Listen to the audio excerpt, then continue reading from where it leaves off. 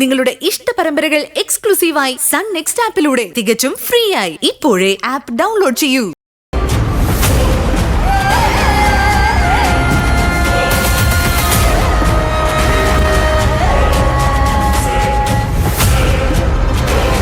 എന്താടാ, എന്താ പ്രശ്നം?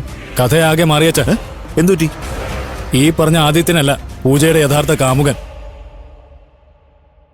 പിന്നെ സെബാൻ, മരിച്ചുപോയ സെബാൻ. ചുമ്മാ പൊട്ടത്തരം പറയാതാടാ. ഇല്ലാത്ത ഓരോ കഥകളുമായി വന്നിരിക്കുന്നു. ഇല്ലാത്ത കഥയൊന്നുമല്ല, കുറച്ചു മുമ്പ് ഇവിടെ വന്നിട്ട് പോയ സെബാന്റെ അപ്പാപ്പൻ ലൂയിസ് പറഞ്ഞതാ. അതുകൊണ്ടാ അയാൾ അവളെ കാണാൻ വന്നത്. ഞാനിത് വിശ്വസിക്കില്ല. അങ്ങനെയാണെങ്കിൽ പിന്നെ അവളെന്തിനാ ആദിത്യന്റെ കൂടെ ഒളിച്ചോടി പോയത്? സെബാൻ മരിച്ചുപോയതുകൊണ്ട്. അപ്പൊ ഒരുത്തം മരിച്ച അടുത്തവന്റെ കൂടെ ഒളിച്ചോടാൻ എന്റെ പെണ്ണെന്താ അത്രയ്ക്ക് കൾച്ചർ ഇല്ലാത്തവളാണോ? ആന്റി എന്നോട് പൊറുക്കണം, ഞാൻ അറിഞ്ഞാരും പറഞ്ഞേ ഉള്ളൂ. അവര് വന്നത് ബുക്ക് അന്വേഷിച്ചൊന്നുമല്ല, പൂജയെ കൂട്ടിക്കൊണ്ടു പോകാനാ. അവരിനിയും വരെ ഒന്ന് ഭീഷണിപ്പെടുത്തിയിട്ട് പോയിരിക്കുന്നത്. പൂജ അവരുടെ പെണ്ണാണെന്ന് അവര് പറയുന്നത്. ശ്രീനി, താൻ എന്താടോ ഒന്നും പറയാൻ നിൽക്കുന്നേ? ഞാനിപ്പോ എന്ത് പറയാനാ? എന്നാലേ ഞാൻ പറയാം. ഇവനിപ്പൊ പറഞ്ഞ ഈ പൊട്ടക്കഥയുണ്ടല്ലോ, അതുണ്ടാക്കിയത് മറ്റാരുമല്ല, അവന്, ആ ഉമാദത്തൻ.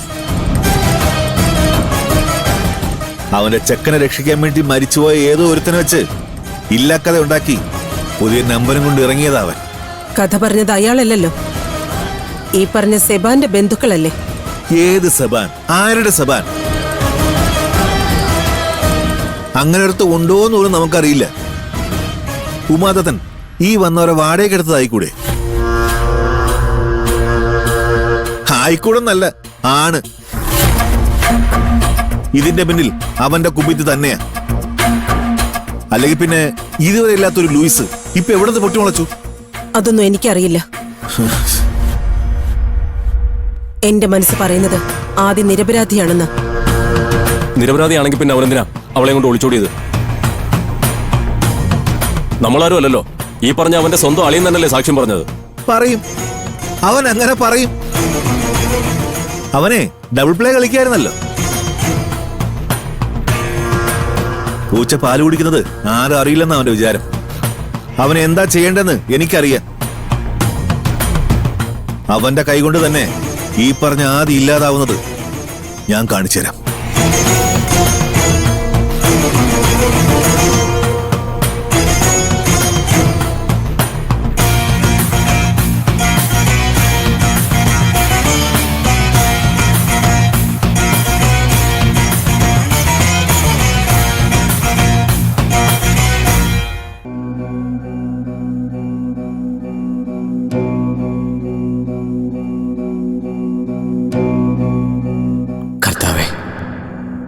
പൂജയ്ക്കൊരു അപകടവും സംഭവിക്കില്ലേ? അവൾ എൻ്റെ ആരാണെന്ന് എനിക്കറിയില്ല, പക്ഷേ ആരൊക്കെയോ ആണ്. അവളുടെ നന്മ മാത്രമേ ഞാൻ ആഗ്രഹിച്ചിട്ടുള്ളൂ. ഞാൻ അവളെ സ്നേഹിക്കുന്നത് പോലെ അവൾ എന്നെ സ്നേഹിക്കുന്നുണ്ടോ എന്നെനിക്കറിയില്ല. അതെനിക്കറിയുകയും വേണ്ട. ഒരിക്കലും ഞാൻ സ്വപ്നം കണ്ടത് അവളെ സ്വന്തമാക്കാനായിരുന്നു. അവൾ മറ്റൊരാളുടേതാണെന്ന് അറിഞ്ഞ നിമിഷം ആ മോഹം ഉപേക്ഷിക്കുകയും ചെയ്തു. എന്നിട്ട് ഞാൻ അവളെ വെറുത്തില്ല, കൂടുതൽ ഇഷ്ടത്തോടെ സ്നേഹിക്കുക മാത്രമേ ചെയ്തിട്ടുള്ളൂ. ഞാനെന്താ ഇങ്ങനെയെന്നൊക്കെ ഞാൻ എന്നോട് പലതവണ ചോദിച്ചിട്ടുണ്ട്. ഉത്തരം മാത്രം കിട്ടിയില്ല. നാളെ അവൾ എൻ്റേതാകുമെന്ന അത്യാഗ്രഹം കൊണ്ടൊന്നുമല്ല, അവൾ ഇല്ലാതാകുന്നത് കാണാൻ എനിക്ക് വയ്യാത്തതുകൊണ്ട്. എവിടെയാണെങ്കിലും അവൾ സന്തോഷത്തോടെ ഇരിക്കണം. സ്നേഹിച്ചില്ലെങ്കിലും അവൾ എന്നെ വെറുക്കരുത്. അപകടമൊന്നും കൂടാതെ നീ അവളെ കാത്തോളണേ.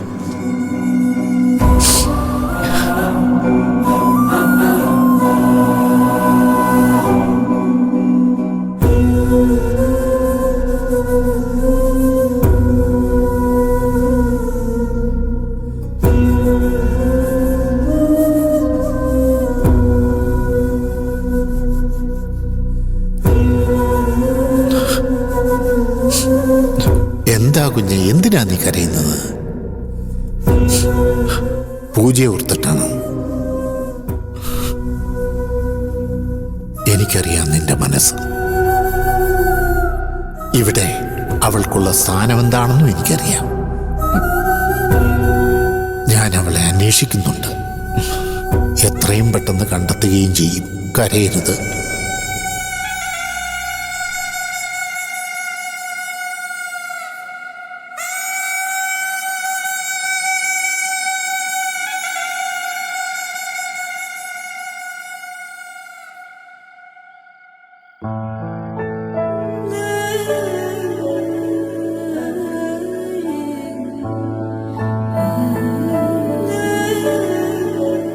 ഇപ്പൊ എങ്ങനെയുണ്ട്? കുറവുണ്ട്. എന്നാ കണ്ണടച്ച് കിടന്നുറങ്ങിക്കോ. ചേച്ചി എങ്ങും പോവല്ലേ? ഇല്ല, മോൾ ഉറങ്ങിക്കോ. ആദ്യമൊരിളം തലോടലായി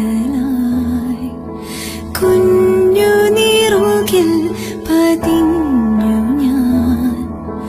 ഇന്നോളം കാവലിരുന്നു ഞാൻ, നിഴലായി നിൻചാരെ നീ അറിയാതെ നീ തേടും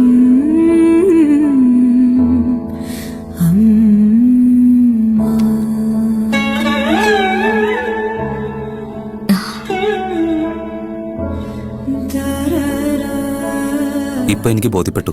എന്ത്? അവിശ്വാസികൾ പറയും പോലെ ദൈവം ഒരു സങ്കല്പമല്ല എന്ന്. ഇന്ന് ക്ഷേത്രത്തിൽ വെച്ച് വാര്യത്തെ ശ്രീദേവി അമ്മ എന്നോട് പറഞ്ഞു തന്നെ കുറിച്ച്.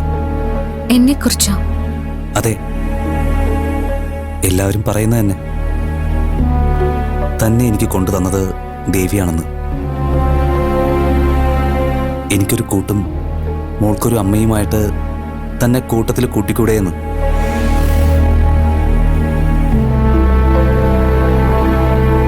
പൂർണിമ കിടന്നോളൂ. എനിക്ക് അത്താഴത്തിന് മുമ്പ് കുളിയും ഒരു പ്രാർത്ഥനയൊക്കെ ഉണ്ട്. താൻ ഉറങ്ങിക്കോ, ഞാൻ വിളമ്പി കഴിച്ചോളാം.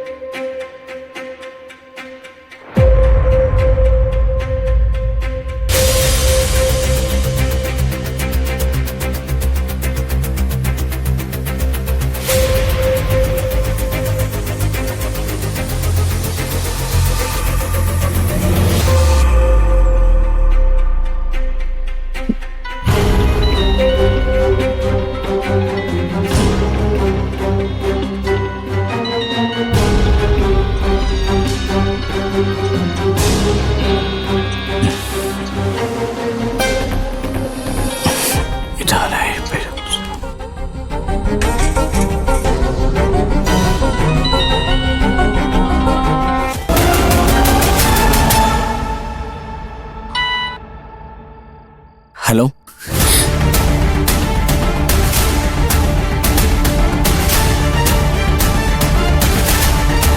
Hello, hello.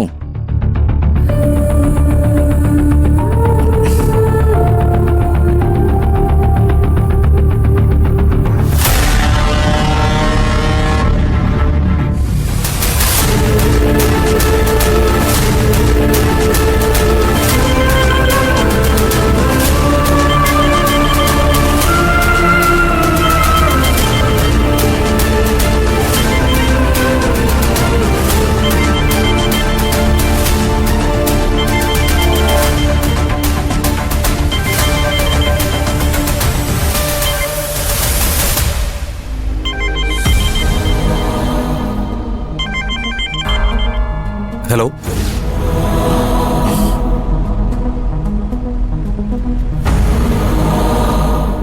ഹലോ. ആരാ ഇത്?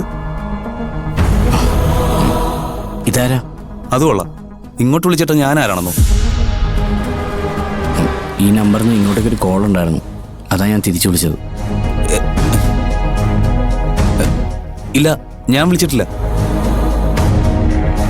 അല്ല, ഇതാരാന്ന് പറഞ്ഞ ഉപകാരമായിരുന്നു. എൻ്റെ പേര് ജയദേവൻ എന്നാ. ഞാനിവിടെ തലേക്കാവൽ അമ്പലത്തിലെ പൂജാരിയാണ്.